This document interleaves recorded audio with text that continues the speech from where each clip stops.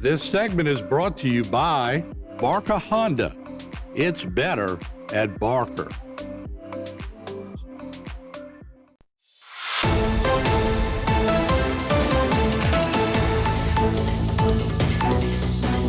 All right, we're back to Bayou time here. Martin Foss along with the First Lieutenant of the Terrebonne Parish Sheriff's Department, Blake Tabor.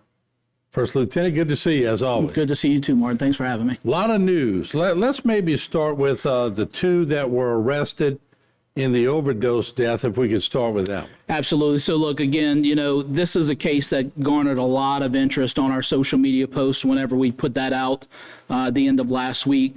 This is a case that ended up in the arrest of some pretty serious charges for two people. One is a Keith Allen Myers Jr. He's a 29-year-old male. You see him photographed here. And also a Brinkley Elizabeth Dantin, 24 years of age, from Lafourche Parish.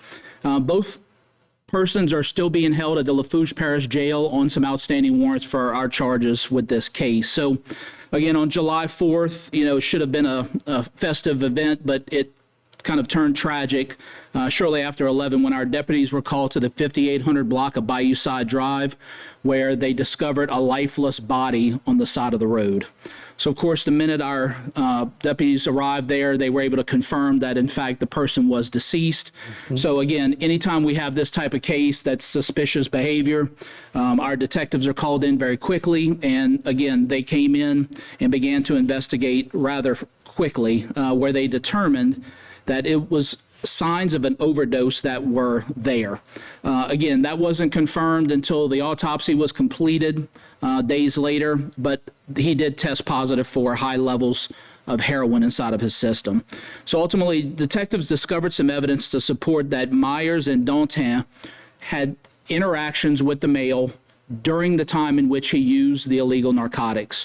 He was in a vehicle with both of them, and at some point, we believe very strongly that he began to overdose.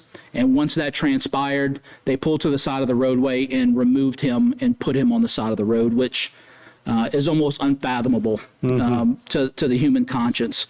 Yeah. So ultimately, as this investigation progressed, Keith Allen Myers and Brinkley Dantin were both taken into custody in Lafourche Parish, and they're currently being held on charges of second-degree murder and obstruction of justice. And I'm happy to say that both of them have a $1,025,000 bond by local judges. Wow. What a story. Lee.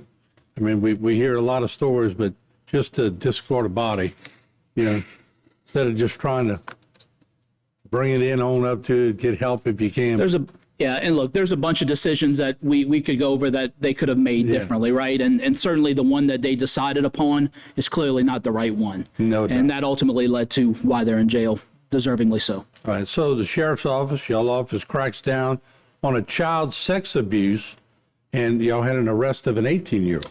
We did, and again, this is one that anytime we talk about these type of circumstances, it's never easy to speak of, but this one has a little bit of a different twist to it, where we have an 18-year-old female suspect and an 8-year-old male victim. Oh, wow. So, that, again, it's certainly not common. It's not what we see on an everyday basis, but this happened. This ultimately resulted in the arrest of a Heaven Elizabeth Rodrigue, 18 years of age, from Houma.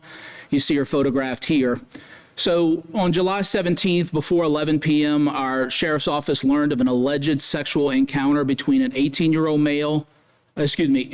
female and an 8-year-old male. That victim basically told a relative of what happened to him, the sexual encounter with the 18-year-old, while that 18-year-old was watching him in some shape or form. Ultimately, our SVU detectives were called in. Again, they're our resident experts in this. And once they were called in, they got some very detailed information from that victim who substantiated exactly what took place. Ultimately, Heaven Rodrigue was brought in for questioning, where she too admitted to the allegations that the 8-year-old victim provided. So ultimately, she was arrested for charges of indecent behavior with a juvenile and oral sexual battery, and she still remains jailed on a $150,000 bond by local judges.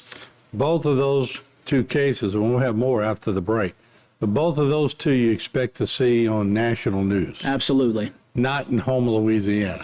And look, we talk about this all the time, right, Martin? Like nowhere is this is going to happen anywhere, whether it's a big city, whether it's a small town, nobody's immune to it.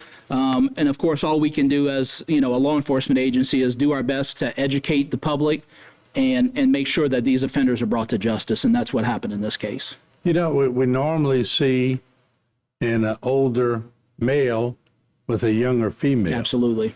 But, maybe it's happened for a while because nationally we see it reversing, and you hear more and more cases of younger male, older female. So maybe it was just hidden for years, but maybe it's manifesting now. Absolutely. And look, is it a trend?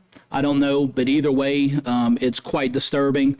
And any of these sexual cases are disturbing in their own right. But to have this type of case go on, right under our noses is pretty disturbing. And they say psychologically, we've done stories on it, they will say that the young boy will have just as much trauma Absolutely. as a young girl. So it's not good on either side. No, it's not. Not at all. All right. What we'll do, we'll take a break. When we come back, we have a juvenile leads deputies on a police chase, and then we'll leave you with a little good hero kind of story. We'll be right back. This segment was brought to you by Barker Honda. It's better at Barker.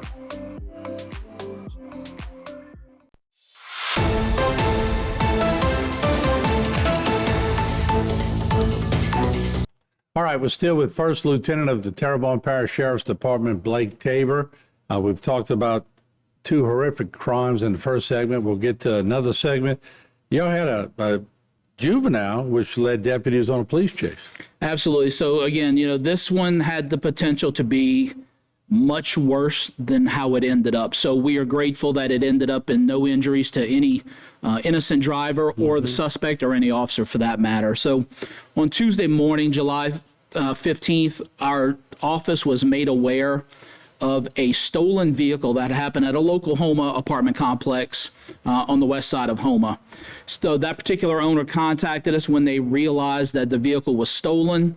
Of course, we began doing our due diligence. We got a lot of information on that vehicle, began running it through some of our databases, and lo and behold, a few hours later, we were alerted to the fact that that vehicle was spotted in the area of Highway 311 and Highway 90. So again, we got a little lucky on this one because at the time that we received the call that it was seen, we had detectives in the area. And so they immediately converged on that area and quickly spotted the vehicle. Once they gain unit placement behind that vehicle, of course, we know what happens. The lights and sirens begin, and we're off and running with a high-speed chase. This particular driver was pushing people off of the roadway, intentionally driving into the oncoming lane. It was a very dangerous and erratic situation, all in the attempt to flee from law enforcement. Ultimately, as they began to get close to the intersection of West Side Boulevard Extension and Highway 311, the vehicle lost control and careened into the canal near that intersection. As officers exited their police unit safely and were trying to ascertain the situation, of course, we had multiple divisions of officers that were coming to help, and we quickly noticed that the driver who had exited the vehicle was having trouble swimming or trouble in the water. It became immediately apparent that he was potentially drowning. So again, a narcotics agent ultimately jumped into the water where they saved him and was able to get him to the side where they were able to remove him from the waterway. And we see that, and unfortunately we had an incident, and I'm not going to bring it up to make the family relive it, but when deputies jump in to save people, they have equipment that's heavy. Absolutely. And you never know if the other person is going to try to pull the officer under. It's a dangerous situation. Absolutely. And look, we've had an officer that have, met his demise at the hand of a suspect at that very situation, and, God rest his soul. But, we've seen a lot of interest on this on Facebook too. And, as we look at the comments, you read those comments and you hear people say things such as, well, I think all police officers ought to train in the water with their equipment, right? And maybe on the outside, that sounds like a very smart situation to do, but that's the kind of thing that happens in a controlled environment, right? And we all know that when we jump in the water after a person that we're trying to rescue or someone that's trying to fight us, that is never a controlled environment. Right. So we could receive all the training in the world that we want with those types of things. And then there's the other factors. There's, how soft is the soil? How deep is the water? There's just a lot of factors that you can't replicate in training. Yeah, well said, for sure. Let's talk about the deputies and the Bayou rescue that took place with a woman in a ditch during the heavy rains. Absolutely. So, again, this was sort of a unique case. We had some officers that were blocking off the roadway with the assistance of Bayou when the high water started to happen last week. And inadvertently, when that happens, the water becomes above the canal or above the ditches, and an elderly female accidentally drove into one of those waterways. Now you see the picture photographed here.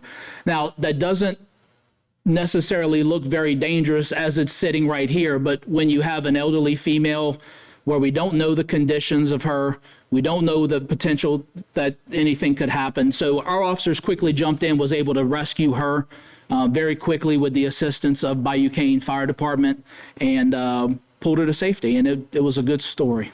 That's always a good story. It's always good to end with a good story. But this isn't the first time that sheriff's deputies or police or state police, unfortunately, the bad stories seem to trump the good stories. But Sure. There's always good stories, isn't there? Yep, and I'll tell you this, Martin.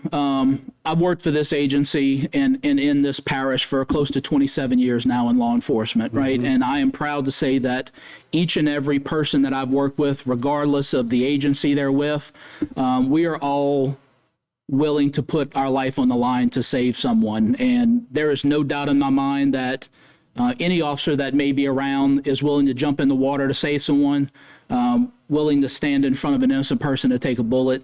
It's just what we do. It's the job that we have accepted, and it's the thing that is going to happen to make sure that the public is safe. Is the lady okay? She is. Everything was fine, and I think they actually even had a laugh. Now, when you look at the picture, you go, "Oh, well, it wasn't that serious." But again, what happens if we have an elderly person that can't swim and that car starts to fill up? I mean, imagine the level of anxiety, the level of different things that can happen mentally, Or a heart attack. That could cause a heart which could attack. cause things to happen very quickly that are not needed. Well, First Lieutenant, good to see you again. And I know you're getting ready for football season, Yes, sir, we are. All right. Well, tell you, son, good luck. Thank you from so all of much. us. All right. Once again, our First Lieutenant, Blake Tabor. We'll take a break. We have a lot more here on Bayou Time. Don't go away. This segment was brought to you by South Louisiana Bank. It's better when we bank together.